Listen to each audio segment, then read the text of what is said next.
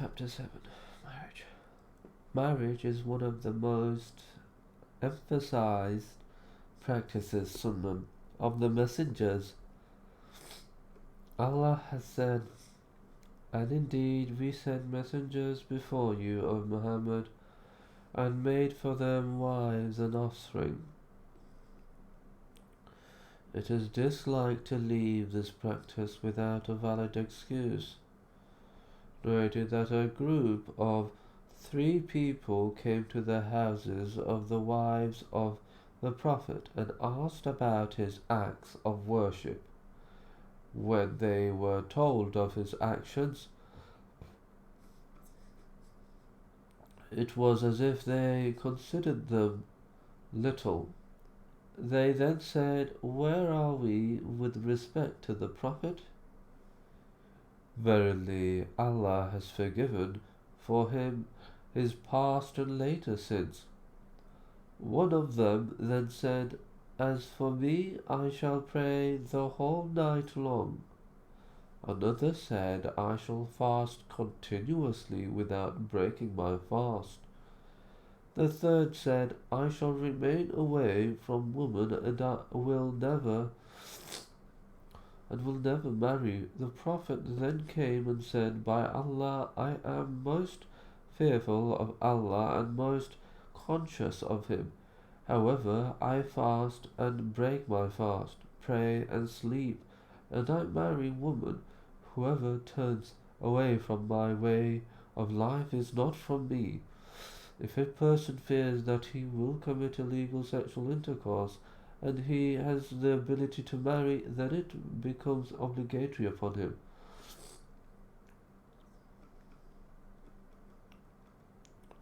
To marry. This is because illegal sexual intercourse is forbidden as is that which leads to it and which is a precursor to it. If someone fears that he will fall into such an act, he must do what he can to remove it from him. If such an impulse cannot be repelled except by marriage, then marriage is obligatory upon him. If one is not able to marry, which desiring such he should then fast. Ibn Masud narrated that the Prophet said to them, "O young men,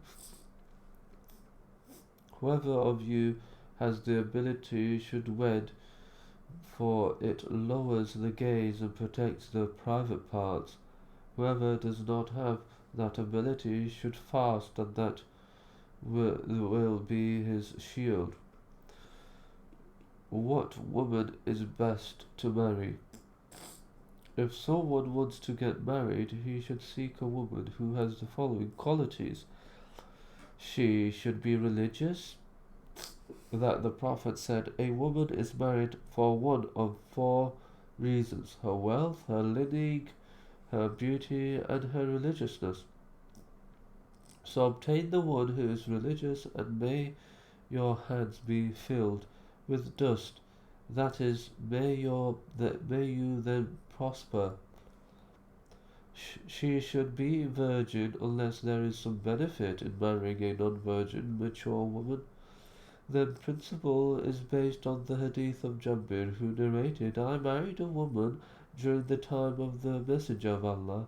I met the Prophet, and he said, 'O Jabir, did you get married?'